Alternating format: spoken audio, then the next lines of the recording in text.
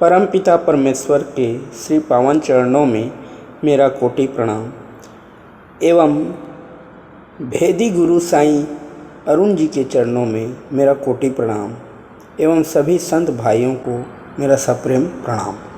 परमात्मा विश्वास में है, उसकी संपूर्ण प्रणाली विश्वास है। प्रस्तुत वीडियो में बताया गया है कि ईश्वर का वैज्ञानिक स्वरूप क्या है।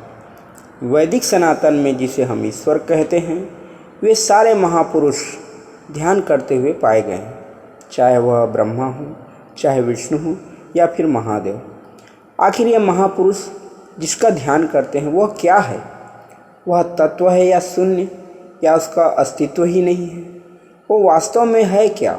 यदि ईश्वर ने सृष्टि बनाई तो ईश्वर को किसने बनाया है?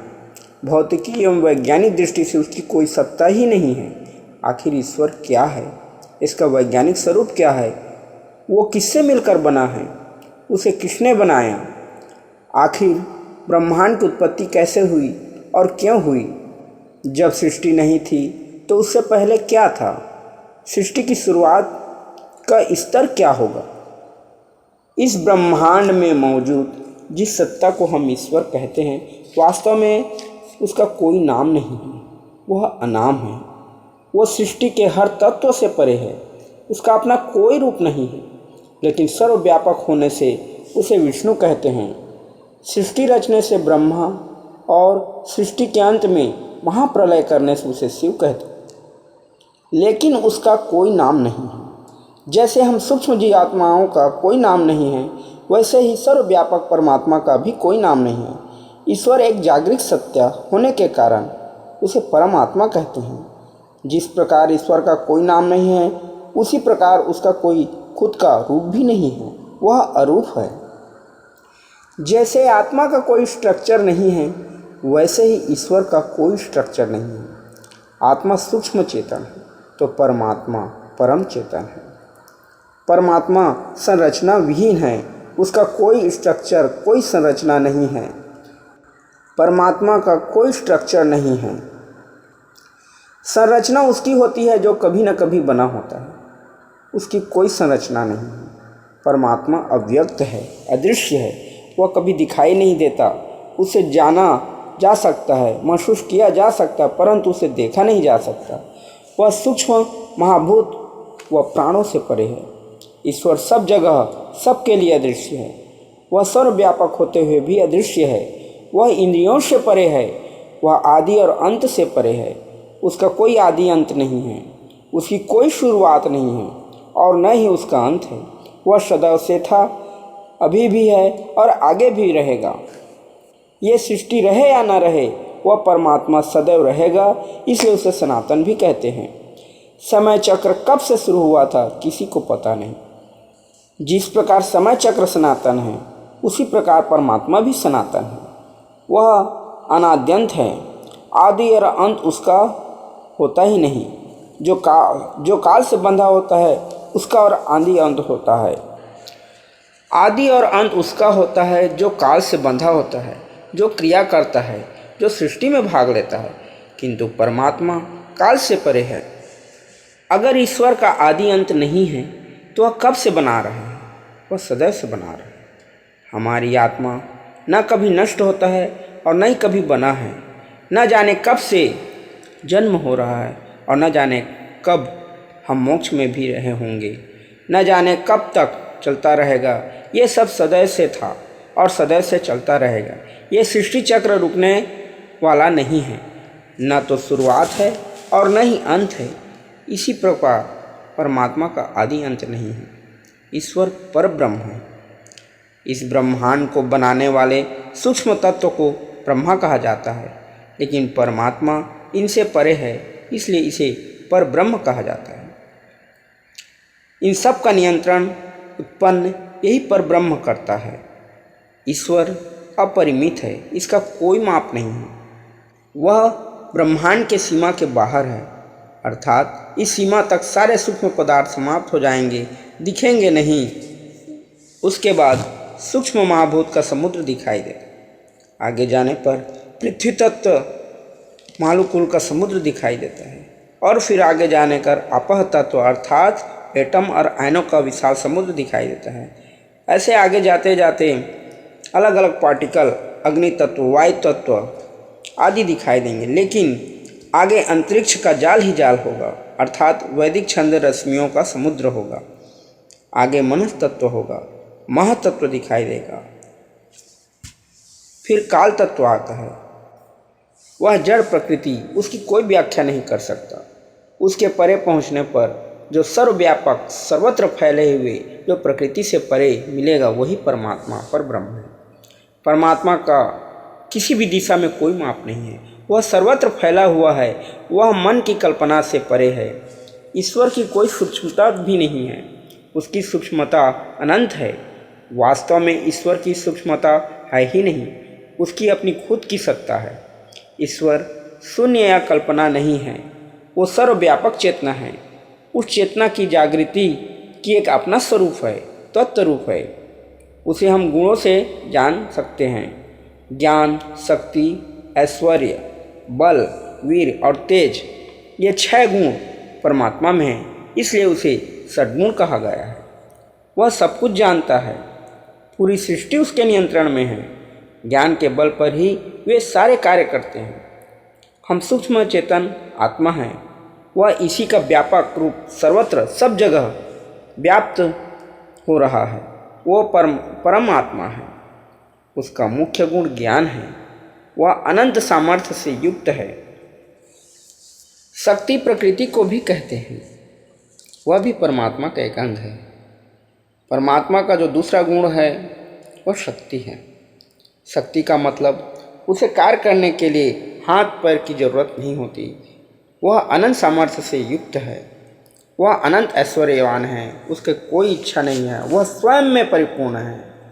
वह परम ऐश्वर्यवान है, उसे कुछ भी नहीं चाहिए, उसके पास बिना इच्छा के सब कुछ है। ईश्वर का अगला गुण बल है, इसी बल से संपूर्ण ब्रह्मांड को टिका हुआ है। ईश्वर बल, वीर एवं तेज से परिपूर्ण है। वह वीर्यवान है, वह कभी नहीं थकता, हमेशा उत्साह से भरा रहता है। उसमें तेज है और वह सूर्य से भी अनंत गुना तेज है। न उसमें गर्मी है न उसमें ठंडी है। ईश्वर में अनंत गुना तेज होने के बावजूद भी उसके तेज का उन पर कोई प्रभाव नहीं पड़ता। वो ज्ञान रूपी प्रकाश है। इन्हीं 6 गुणों से ईश्वर की सत्ता का पता चलता है। जड़ में कोई ज्ञान, शक्ति, बल, तेज नहीं होता, बल्कि ये सारे गुण चेतन में होते हैं।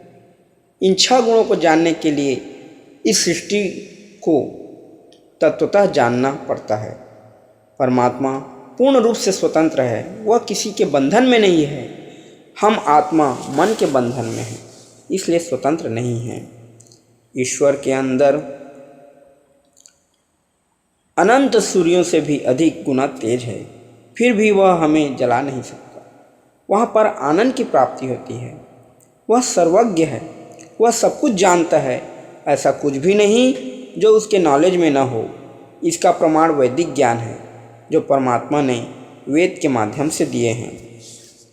हमें ध्यान, समाधि, रितंबरा, प्रज्ञा बुद्धि की आवश्यकता पड़ती है, लेकिन परमात्मा सर्वज्ञ है, उसे किसी भी चीज़ की जरूरत नहीं पड़ती। वह अपने आप में पूर्ण है। वह परमात्मा शिव है। वह सुख दुख से परे है, सृष्टि यज्ञ से परे है, राग द्वेष मुक्ति बंधन से परे है, पाप पुण्य से परे है। वह निराकार है, उसका कोई संरचना नहीं। वह सगुण साकार निर्गुण निराकार से परे है, लेकिन उसमें कुछ गुण तो है जिससे हम अनुभूति होती है। वह साकार वाला गुण नहीं है। वह सगुण साकार निर्गुण निराकार से परे है, लेकिन उसमें कुछ गुण तो है जिससे हमें अनुभूति होती है। वह साकार वाला गुण नहीं है और न ही निराकार वाला गुण है। वह इन सब से परे का गुण है। वह गुण सनातन शाश्वत है, सदा रहने वाला है। वह अनंत वैराग्यवान है, उसे पाप पुण्य छू भी नहीं सकता। वह सृष्टि को बनाते हुए भी लिप्त नहीं होता, वह बनाते हुए भी अलग रहता है। वह कर्म फल से रहित है, वह राग द्वेष से परे है। वह किसी से भी द्वेष नहीं करता, उसका कोई शत्रु मित्र नहीं है। वह राग देश से मुक्त है, वो निष्काम है, निष्कलंक है, वह पुराण है, पुरातन है। वह इतना पुरातन है कि उसे हमारा मस्तिष्क सोच भी नहीं सकता, उसे नहीं जाना जा सकता। आत्मा भी पुरातन है और परमात्मा भी पुरातन है। वह नवीन भी है, वह नवीन में भी नवीन है। परमात्मा पुरातन व नवीन से भी परे है, न कभी मरता है, न कभी नष्ट होता है और न ही जन्म होता है। वह अछेद्य है, उसमें छेद या टुकड़ा नहीं किया जा सकता। वह इतना सूक्ष्म है, इतना सूक्ष्म है कि उस सूक्ष्मतम अवस्था को नहीं जाना जा सकता। वह सूक्ष्म से भी परे सूक्ष्म है। अछेद यानी उसे न सुखा सकते हैं, न गीला कर सकते हैं, नहीं नष्ट कर सकते हैं, नहीं जला सकते हैं, नहीं उत्पन्न कर सकते हैं। ईश्वर सनातन सत्य है, उसकी सृष्टि सनातन सत्ता का व्यवस्थित रूप है। परमात्मा के अंदर कोई विकृति नहीं होती, उसमें कोई बदलाव नहीं होता। वह सदैव जैसा है वैसा ही रहता है। वह ध्रुव है, अर्थात वह पूर्ण स्थिर है, वह एक जगह स्थिर है, वह अवकाश स्थान से परे है।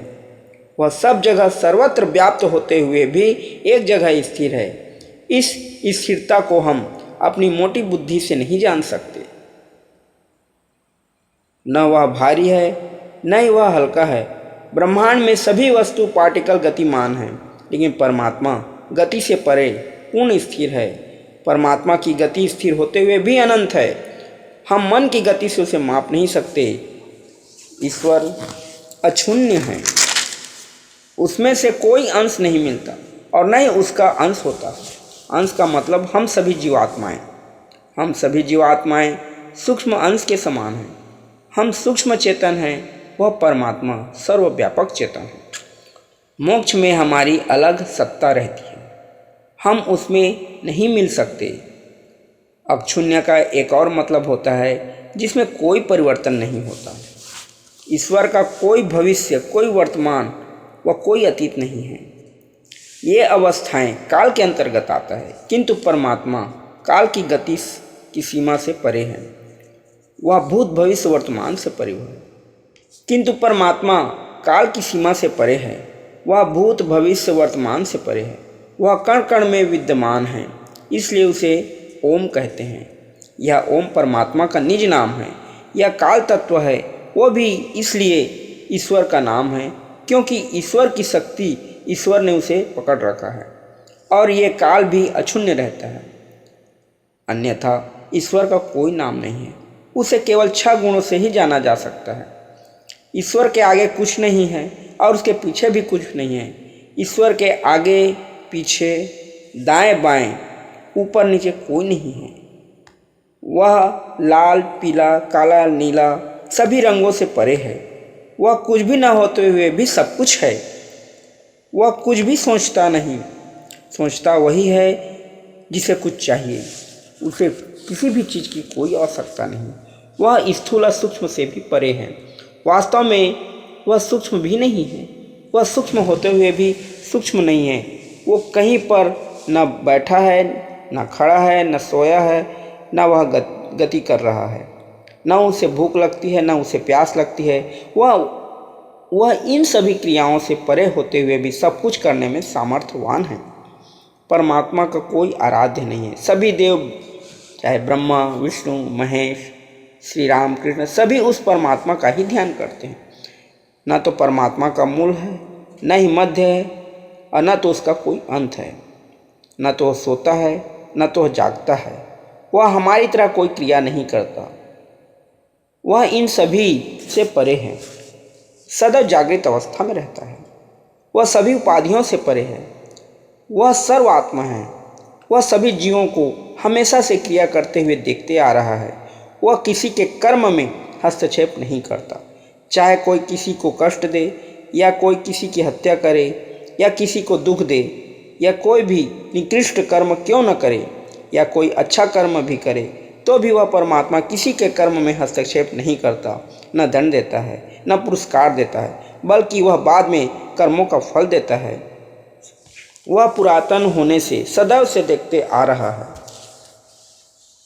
चाहे राम का कर्म हो या कृष्ण का कर्म हो, या रावण, कंस आदि कई महान हस्तियों या असुर का कर्म क्यों न हो, किसी पर वह ईश्वर हस्तक्षेप नहीं करता, बल्कि वह कर्म का साक्षी रहता है और वह कर्मों का फल देने में समर्थ है।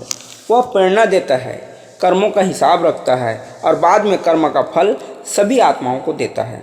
वह सर्वात्मा है, अर्थात आत्माओं के केंद्र में स्थित है। वह सर्वव्यापक ईश्वर अक्षर है। पूरी सृष्टि प्रकृति से बनी हुई है और प्रकृति पदार्थ से। यह अव्यक्त अक्षरों का रूप है। इन्हीं अक्षरों से अलग अलग क्षण, प्राण, देव, असुर बनते हैं। स्थूल व सूक्ष्म पदार्थ बनते हैं, लेकिन जो अक्षर पदार्थ रूप में है वह प्रकृति का भाग है। जो इन अक्षरों का ज्ञान है, जिस ज्ञान से ये सृष्टि बन रहे हैं, वो ज्ञान ईश्वर का है। इसलिए वह अक्षर है, उसका कभी अंत भी नहीं होता। ईश्वर अद्वैत है, वह किसी से भी नहीं मिला हुआ है। वह अनंत वैराग्यवान है, उसकी वैराग्य की कोई सीमा नहीं है। वह अद्वितीय है। परमात्मा को जानने के लिए संपूर्ण सृष्टि का विज्ञान जानकर ईश्वर को जाना जा सकता है और अपने समस्त कर्मों को छीनकर जाना जा सकता है। महापुरुषों ने जो अद्वैतवाद, द्वैतवाद, त्रैतवाद बताया है, वह अलग नहीं है, वह एक ही है। हम सब भ्रम के शिकार हो गए हैं। हम अपनी बुद्धि व तर्क से उसे नहीं जान सकते। उसे तभी जान सकते हैं जब वह स्वयं हमें जन्माता है, अन्यथा हम केवल उसकी वर्णन व्याख्या ही कर सकते हैं। हमारी बुद्धि उसकी अनुभूति तक नहीं जा सकती है, क्योंकि हमारी बुद्धि की कोई सीमा है, पर परमात्मा की कोई सीमा नहीं, वह अपरिमित है। अंतिम में मैं यही कहूँगा कि सारांश यही है कि परमात्मा हमारी सोच, हमारी कल्पना, हमारी बुद्धि, हमारा मन आदि की क्रियाओं से परे है। इस प्रकृति में मन के द्वारा परमात्मा की व्याख्या के लिए जितने भी प्रकार की क्रियाएं, कल्पनाएं व विचार आते हैं, उनसे उनका वर्णन नहीं किया जा सकता, क्योंकि प्रकृति जड़ है। हमारा मन, विचार सभी जड़ ही तो है और जड़ से चेतन को नहीं जाना जा सकता। परमात्मा को चाहे कितने ही साधनाओं से जानने का प्रयास करें, चाहे करोड़ों वर्ष तपस्या साधना में क्यों न लगा दें, उसे जान ही नहीं सकते, क्योंकि हम अपनी ओर से प्राकृतिक तरीके से जानने का प्रयास करते हैं। और यदि साधना से, तपस्या से उसे अनुभव कर भी लिए, तो भी इसमें परमात्मा की स्वयं की ही इच्छा होती है। वह स्वयं अपने आप को हमें अनुभूति करा देता है। अन्यथा जब तक उसकी स्वयं की चाहत व इच्छा नहीं होगी, तब तक करोड़ों अरबों वर्षों तक भी यदि साधना, ध्यान क्यों न करे, फिर भी उसे अनुभूति नहीं किया जा सकता, क्योंकि परमात्मा इतना सूक्ष्म है, इतना सूक्ष्म है कि वह सूक्ष्मतम से सूक्ष्मतम महासूक्ष्मतम है, यानी परम सूक्ष्म है। और इस सूक्ष्मतम की कोई पराकाष्ठा नहीं है। जो सूक्ष्मतम से भी सूक्ष्मतम है, वही सर्वव्यापक हो सकता है, अन्य कोई भी नहीं। जो सूक्ष्मतम नहीं होता, वह कभी न कभी सीमा में आ जाता है। वह परमात्मा सीमाओं से परे है। उस परम सत्ता परमात्मा के बारे में जितना हम उस परम सत्ता परमात्मा के बारे में जितना इस वीडियो में बताया गया है, वह सब ज्ञान साईं अरुण जी अपने सभी वीडियो में थोड़ा थोड़ा करके सारे ज्ञान सभी संत भाइयों को दे चुके हैं। फिर भी गुरु जी इतने दयालु हैं कि हम सभी संत भाइयों को एक बारगी सब कुछ परमात्मा का ज्ञान हो जाए, इसलिए इस वीडियो को हम सभी को शेयर किए हैं। सारांश यही है कि परमात्मा को तभी जाना जा सकता है जब वह परमात्मा स्वयं अपनी अनुभूति कराता है और किसी भेदी गुरु जी के माध्यम से हम सबको उसका भेद बताते हैं, तब हम उस परमात्मा की अनुभूति करते हैं। कुल मिलाकर कहा जाए, परमात्मा वर्णातीत है। परमात्मा का वर्णन नहीं किया जा सकता, उनकी व्याख्या नहीं की जा सकती। यदि हम उनका वर्णन करना चाहें तो सीमित रूप में ही कर सकते हैं, क्योंकि परमात्मा सागर है और सागर की एक बूंद का भी हम वर्णन नहीं कर सकते।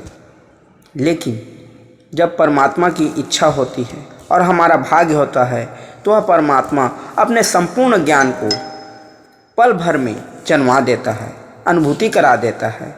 और यह सब परमात्मा की कृपा से होता है और भेदी गुरु जी के कृपा से होता है। उस भेदी गुरु जी साईं अरुण जी को मेरा कोटि कोटि प्रणाम, कोटि कोटि धन्यवाद। सत साहेब, सत साहेब, सत साहेब।